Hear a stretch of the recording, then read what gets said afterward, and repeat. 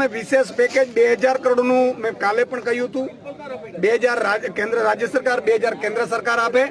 અને જે ખેડૂતને નુકસાન છે, આપણે એમ નથી કહેતા એક સેટે હોય ને બીજા સેટે કપાસ સારો હોય તો નથી આપવું, એને નથી આપવું. આપણે જેને મગફળીમાં નુકસાન ઓછું છે એને મગફળીમાં ઓછું નુકસાન આપો, પણ જેને નુકસાન છે શાકભાજીમાં છે, બાગાયત પાકોમાં છે, કેળમાં છે, આ બધાને તાત્કાલિક ધોરણે ચૂકવણી કરો.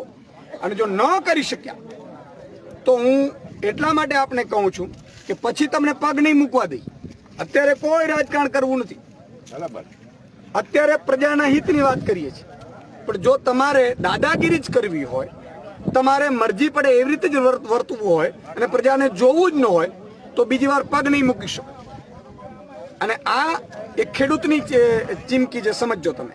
આજે તમારી પાસે હજારો કરોડનો ટેક્સ આવે છે એટલે તમારી પાસે માંગીએ છીએ. તમારે કંઈ ઘરમાંથી